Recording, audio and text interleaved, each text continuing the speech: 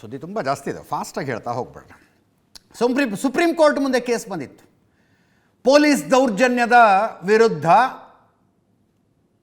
Cockroach Janata ಪಾರ್ಟಿಯ ಬೆಂಬಲಿಗರು ಹಾಕಿರುವಂಥ case ಇದು.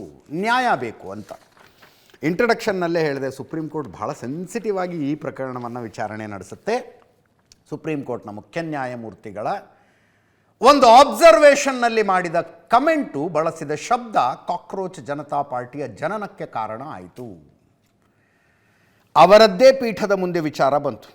ಸುಪ್ರೀಂ ಕೋರ್ಟ್ನ ಮುಖ್ಯ ನ್ಯಾಯಮೂರ್ತಿ ಸೂರ್ಯಕಾಂತ್ ಅವರಿದ್ದರು, ನ್ಯಾಯಮೂರ್ತಿ ಜೋಯ್ಮಲ್ ಬಾಗ್ಚಿ ಇದ್ದರು, ವಿ ಮೋಹನ್ ಮತ್ತೊಬ್ಬ ನ್ಯಾಯಮೂರ್ತಿ ಇರುವಂಥ ತ್ರಿಸದಸ್ಯ ಪೀಠದ ಮುಂದೆ ಈ ಪ್ರಕರಣ ಬಂತು.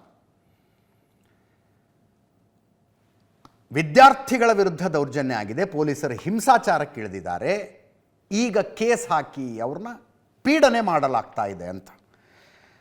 ಪ್ರತಿಭಟನಾಕಾರರ ಪರ 4 ಜನ ಸೀನಿಯರ್ ಕೌನ್ಸಿಲ್ಗಳಿದ್ದರು, ಡೆಸಿಗ್ನೇಟೆಡ್ ಸೀನಿಯರ್ ಕೌನ್ಸಿಲ್ಗಳು. ಗೋಪಾಲ್ ಶಂಕರ್ ನಾರಾಯಣ್, ಪ್ರಶಾಂತ್ ಭೂಷಣ್, ಶಾದನ್ ಫರಾಸತ್ ಮತ್ತು ಶಾನ್ ದಿವಾನ್ ಇದ್ದರು. ಕೇಂದ್ರ ಸರ್ಕಾರದ ಪರ ಸಾಲಿಸಿಟರ್ ಜನರಲ್ ಇದ್ದರು ತುಷಾರ್ ಮೆಹ್ತಾ ಅವರು. ತ್ರಿಸದಸ್ಯ ಪೀಠದ ಮುಂದೆ ಪ್ರಕರಣದ ವಿಚಾರಣೆ ಬಂತು. ಕೋರ್ಟ್ ಏನು ಹೇಳ್ತು? ವಿದ್ಯಾರ್ಥಿಗಳ ಪ್ರತಿಭಟನೆಯಲ್ಲಿ ಭಾಗಿಯಾದವರ ವಿರುದ್ಧ ಯಾವುದೇ ಕ್ರಮ ಕೈಗೊಳ್ಳುವುದು ಬೇಡ. ಪ್ರತಿಭಟನೆಯಲ್ಲಿ ಭಾಗಿಯಾದವರ ವಿರುದ್ಧ ಕ್ರಮ ಕೈಗೊಳ್ಳೋದು ಬೇಡ. ಕ್ರಿಮಿನಲ್ ಹಿನ್ನೆಲೆ ಇಲ್ಲದ ಬಂಧಿತ ವಿದ್ಯಾರ್ಥಿಗಳನ್ನು ಬಿಡುಗಡೆ ಮಾಡಿ. ಯಾರ್ಯಾರನ್ನ ಅರೆಸ್ಟ್ ಮಾಡಿದಿರಲ್ಲ ಅವರ ಪೈಕಿ ಯಾವುದಾದರೂ ಹುಡುಗನಿಗೆ ಈ ಹಿಂದೆ ಕ್ರಿಮಿನಲ್ ಟ್ರ್ಯಾಕ್ ರೆಕಾರ್ಡ್ ಇಲ್ಲ ಅನ್ನೋದಿದ್ರೆ ಅವ್ರನ್ನ ಬಿಡುಗಡೆ ಮಾಡಬೇಕಂತೆ. ಕ್ರಿಮಿನಲ್ ಹಿನ್ನೆಲೆ ಹೊಂದಿರುವವರಿಗೆ ನ್ಯಾಯಾಲಯ ರಕ್ಷಣೆ ಕೊಡುವುದಿಲ್ಲ. ಪ್ರತಿಭಟನಾಕಾರರ ವಿರುದ್ಧ ಯಾವುದೇ ಬಲವಂತದ ಕ್ರಮ ಕೈಗೊಳ್ಳಬಾರದು. ವಿವಿಧ ರಾಜ್ಯಗಳಲ್ಲಿ ಬಂಧಿಸಿರುವ ಅಪ್ರಾಪ್ತರನ್ನು ತಕ್ಷಣ ಬಿಡುಗಡೆ ಮಾಡಿ. ವಿದ್ಯಾರ್ಥಿಗಳ ಪ್ರತಿಭಟನೆ, ಹಿಂಸಾಚಾರದ ಬಗ್ಗೆ ಸ್ವತಂತ್ರ ತನಿಖೆಯ ಅಗತ್ಯ ಇದೆ. ಸ್ವತಂತ್ರ ತನಿಖೆ ನಿವೃತ್ತ ನ್ಯಾಯಾಧೀಶರ ನೇತೃತ್ವದ ಸಮಿತಿಯನ್ನು ರಚಿಸಲು ಪ್ರಸ್ತಾಪ. ಪ್ರತಿಭಟನಾಕಾರರ ವೈಯಕ್ತಿಕ ದತ್ತಾಂಶ ಮತ್ತು ವಿವರಗಳನ್ನು ಪ್ರಕಟಿಸಬಾರದು. ಅಂದರೆ ಅವರ ಡೀಟೇಲ್ಸನ್ನು ಹೊರಗಡೆ ಬಿಡಬೇಡಿ ಅಂತ ಪ್ರತಿಭಟನಾಕಾರರದ್ದು. ಬಿಹಾರ ಪೊಲೀಸರು ಅಷ್ಟು 270 ಜನರದೇನೋ ರಿಲೀಸ್ ಮಾಡಿದ್ದಾರೆ. ದೇ ಆರ್ ವಾಂಟೆಡ್ ಅಂತ. ಅತಿರೇಕದ ಕೃತ್ಯ ಎಸಗಿದ ಯಾರೇ ಆಗಲಿ ಅವರ ವಿರುದ್ಧ ಕಾನೂನು ಕ್ರಮ ತೆಗೆದುಕೊಳ್ಳಬಹುದು. ನಿಗದಿಪಡಿಸಲಾದ ಪ್ರತಿಭಟನೆ ಪ್ರೋಟೋಕಾಲ್ನಲ್ಲಿ ಮಾರ್ಪಾಡು ಅಗತ್ಯ. ಪ್ರಜಾಪ್ರಭುತ್ವದಲ್ಲಿ ಇಂಥ ಪ್ರತಿಭಟನೆಗಳು ಖಂಡಿತ ಇದ್ದೇ ಇರುತ್ತವೆ. ಸುಪ್ರೀಂ ಕೋರ್ಟ್ ಹೇಳ್ತಾ ಇದೆ ಇದನ್ನು. ಇದೇ ಸಂದರ್ಭದಲ್ಲಿ ದಿಲ್ಲಿ ಪೊಲೀಸರು ಒಂದು ಡೇಟಾ ರಿಲೀಸ್ ಮಾಡಿದ್ದಾರೆ. ದೆಹಲಿಯಲ್ಲಿ ಜಂತರ್ ಮಂತರ್ನಿಂದ ಸಂಸತ್ ಭವನಕ್ಕೆ ಮುತ್ತಿಗೆ ಅಂತ ಹೊರಟರಲ್ಲ, ಹಿಂಸಾಚಾರ ಏನಾಯ್ತಲ್ಲ, ಆ ಸಂದರ್ಭದಲ್ಲಿ ಆ ಕ್ರೌಡ್ನಲ್ಲಿ 2873 ಕ್ರಿಮಿನಲ್ಗಳಿದ್ರಂತೆ. 2873 ಕ್ರಿಮಿನಲ್ಗಳು. ಮರ್ಡರ್, ರೇಪ್, ಡ್ರಗ್ ಪೆಡ್ಲಿಂಗ್, ಡಕಾಯತಿ ಕೇಸ್ಗಳಲ್ಲಿ ಭಾಗವಹಿಸಿದ್ದ, ಈ ಮುಂಚೆ ಆ ಕೇಸ್ಗಳಲ್ಲಿದ್ದಂಥವರು ಇಲ್ಲಿ ನೀಟ್ ಕ್ವಶನ್ ಪೇಪರ್ ಲೀಕನ್ನು ವಿರೋಧಿಸಿ ಪ್ರತಿಭಟನೆಗೆ ಬಂದಿದ್ರಂತೆ. 2873 ಜನರ ಪೈಕಿ 1000ಕ್ಕೂ ಹೆಚ್ಚು ಜನರ ಮೇಲೆ ಗಂಭೀರ ಸ್ವರೂಪದ ಆರೋಪಗಳು, ಅಪರಾಧದಲ್ಲಿ ಭಾಗವಹಿಸಿದ ಆರೋಪಗಳಿದಾವಂತೆ.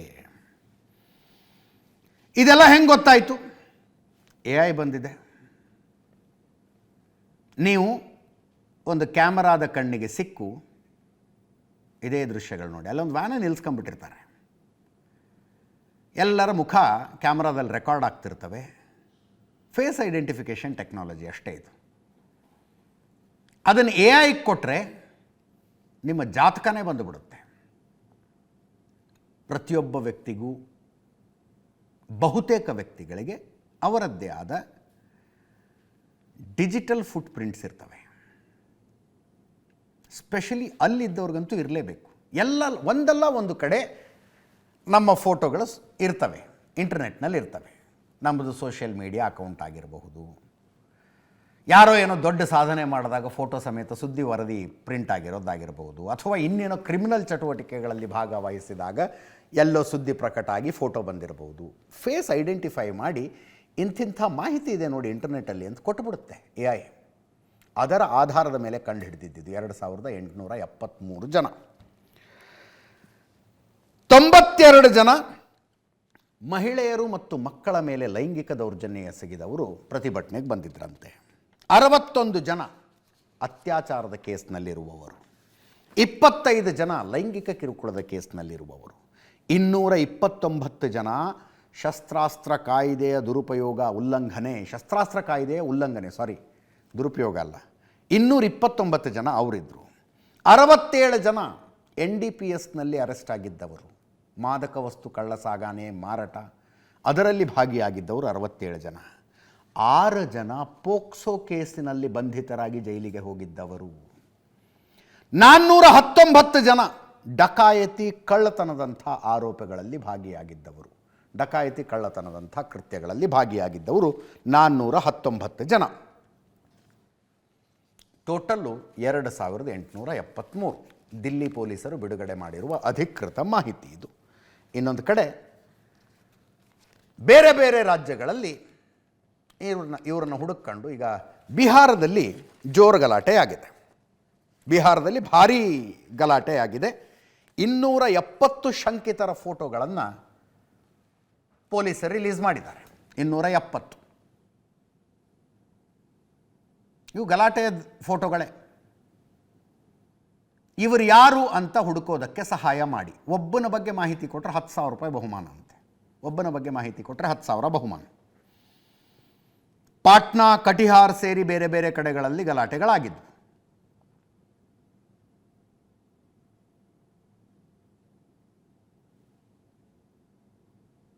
ಪೊಲೀಸ್ ಮೇಲೆ ಅಟ್ಯಾಕ್ ಮಾಡಿದವರು, ಭದ್ರತಾ ಸಿಬ್ಬಂದಿಯ ಮೇಲೆ ಅಟ್ಯಾಕ್ ಮಾಡಿದವರು, ಕೆಲವು ಪತ್ರಕರ್ತರುಗಳ ಮೇಲೆ ಅಟ್ಯಾಕ್ ಮಾಡಿದರು. ಅವರ ಪೈಕಿ ಕೆಲವರನ್ನು ಹುಡುಕಿ ಪೊಲೀಸರು ಕರ್ಕೊಂಡು ಬರ್ತಾ ಇರುವಂಥ ದೃಶ್ಯ ಇದು ದಿಲ್ಲಿದಂತಿದು.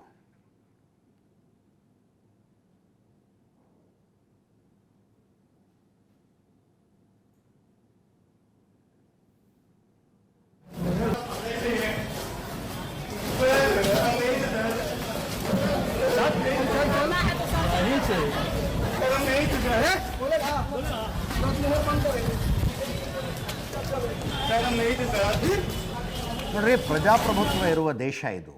ನಮ್ಮ ಸಂವಿಧಾನ ವಾಕ್ ಸ್ವಾತಂತ್ರ್ಯ, ಅಭಿವ್ಯಕ್ತಿ ಸ್ವಾತಂತ್ರ್ಯಗಳ ಗ್ಯಾರಂಟಿ ಕೊಡುತ್ತೆ. ಅವುಗಳನ್ನು ಹೆಂಗೆ ಬಳಸ್ಕೋಬೇಕು ಅನ್ನುವುದರ ಅರಿವು ನಮಗಿರಬೇಕು. ಸಂವಿಧಾನ ವಾಕ್ ಸ್ವಾತಂತ್ರ್ಯ ಕೊಟ್ಟಿದೆ. ನಾನಲ್ಲಿ ನಿಂತ್ಕೊಂಡು ಭಾರತೀಯ ಸೇನೆಯ ಬಗ್ಗೆ ಬಾಯಿಗೆ ಬಂದಂಗೆ ಮಾತಾಡ್ಬಿಡ್ತೀನಿ. ಭಾರತೀಯ ಸೇನೆಯ ಬಗ್ಗೆ ಅಲ್ಲಿ ಆಡಲಾದ ಮಾತುಗಳದೇ ಒಂದು ಸಪ್ರೇಟ್ ವಿಡಿಯೋ ನೋಡಿದೆ ನಾನು. ಅಭಿವ್ಯಕ್ತ ಸ್ವಾತಂತ್ರ್ಯವನ್ನು ನಮ್ಮ ಸಂವಿಧಾನ ಕೊಟ್ಟಿದೆ. ನಾನಲ್ಲಿ ನಿಂತ್ಕೊಂಡು ಏನು ಬೇಕಾದರೂ ಮಾತಾಡ್ಬಿಡ್ತೀನಿ.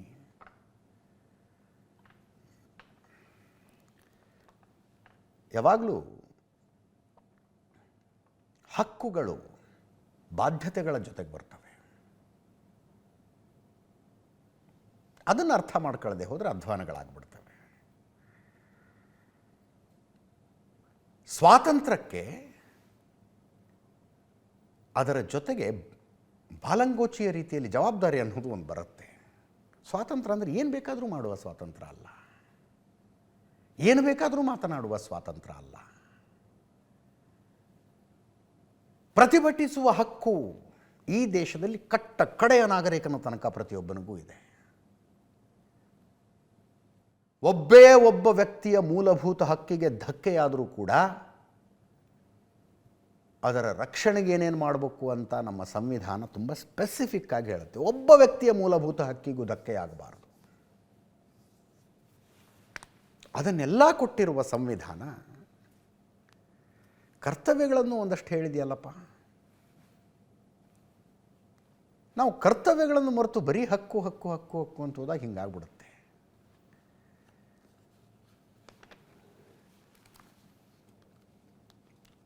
ಕಲ್ಲು ಸಿಕ್ಕರೆ ಕಲ್ಲೆಸಿ, ಪೆಪ್ಪರ್ ಸ್ಪ್ರೇ ಸಿಗುತ್ತೆ ರೀ, ಅಂಗಡಿಗಳಲ್ಲಿ ಸಿಗುತ್ತೆ. ತಗೊಂಬಂದ್ಬಿಟ್ಟಿದ್ದ ಒಬ್ಬ, ಸೀದಾ ಪೊಲೀಸರ ಮುಖಕ್ಕೆ ಹೊಡೆದ. ಆ ಸಂದರ್ಭದಲ್ಲಿ ಅಕ್ಕಪಕ್ಕದಲ್ಲಿದ್ದ 7-8 ಪೊಲೀಸರಿಗೆ ತಡೆದುಕೊಳ್ಳಲಾಗದಷ್ಟು ಉರಿ ಆಗುತ್ತೆ ಅದು ಪೆಪ್ಪರ್ ಸ್ಪ್ರೇ. ಮುಗಿತಾ ಅಲ್ಲಿಗೆ? ಮುಗಿತಾ? ಪೆಪ್ಪರ್ ಸ್ಪ್ರೇ ಹೊಡೆದೋಗ್ಬಿಟ್ರೆ ಎಲ್ಲಿ ಹೋಗ್ತಾರೆ?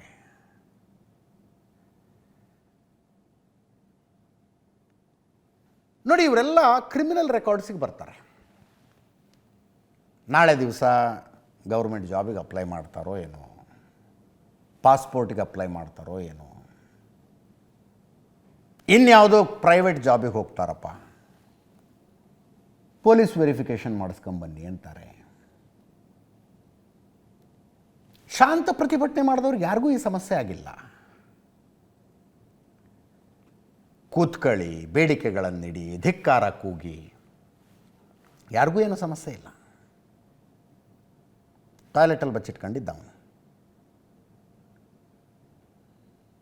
ರಕ್ತ ಬಿಸಿ ಇರುತ್ತೆ ನೋಡಿ.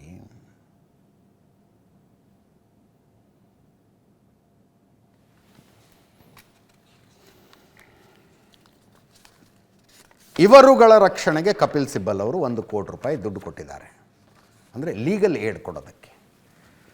ಎಲ್ಲೆಲ್ಲಿ ಕೇಸ್ ಆಗಿದೆ, ಅವರು ಬೇಲ್ ಅಪ್ಲಿಕೇಶನ್ ಮೂವ್ ಮಾಡಬೇಕು, FIR ಕ್ವಾಶಿಗೆ ಅಪ್ಲಿಕೇಶನ್ ಹಾಕಬೇಕು. ಅದಕ್ಕೆ ಕಪಿಲ್ ಸಿಬ್ಬಲ್ ಅವರು 1 ಕೋಟಿ ವೈಯಕ್ತಿಕವಾಗಿ ಕೊಟ್ಟಿದ್ದಾರೆ ಮತ್ತು ಅನೇಕರನ್ನ ಅಪೀಲ್ ಮಾಡಿದ್ದಾರೆ. ಅವರು ದುಡ್ಡು ಬೇಕಾಗತ್ತೆ ಕೊಡಿ ಅಂತ.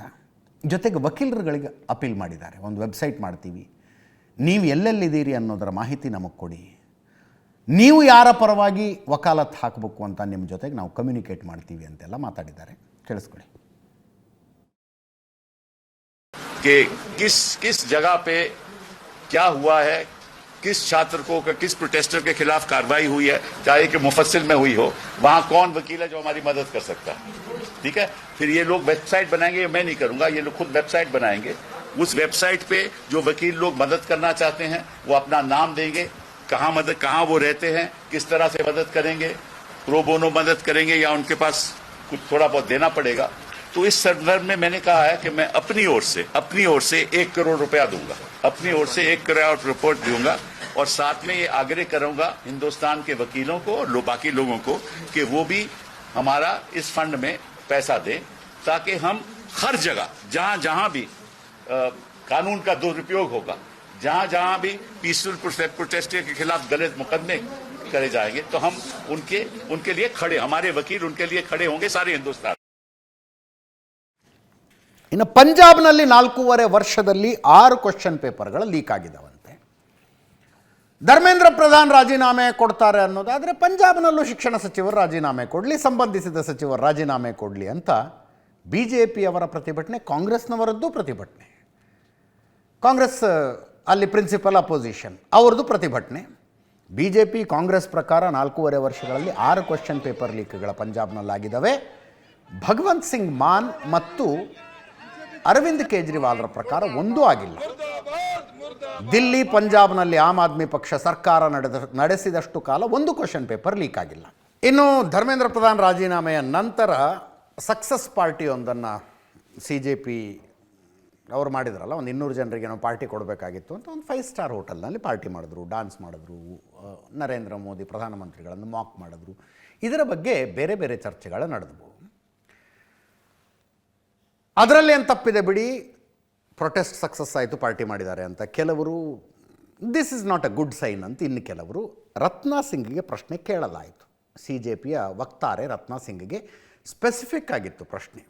ಆತ್ಮಹತ್ಯೆ ಮಾಡಿಕೊಂಡ ಮಕ್ಕಳಿಗೆ ಒಂದು ರೂಪಾಯಿನೂ ಇನ್ನೂ ತನಕ ಪರಿಹಾರ ಬಂದಿಲ್ಲ, ಆಗಲೇ ನೀವು ಕುಣಿದು ಕುಪ್ಪಳಿಸೋದು ಎಷ್ಟು ಸರಿ ಅಂತ. She didn't answer for that. ಇದರೊಂದಿಗೆ ಇವತ್ತಿನ ನ್ಯೂಸ್ ಅವರ್ ಮುಗಿಸ್ತಾ ಇದ್ದೀವಿ. ನೇರ ದಿಟ್ಟ ನಿರಂತರ ಸುದ್ದಿಗಾಗಿ ನೋಡ್ತಾ ಇರಿ ಏಷ್ಯಾನೆಟ್ ಸುವರ್ಣ ನ್ಯೂಸ್.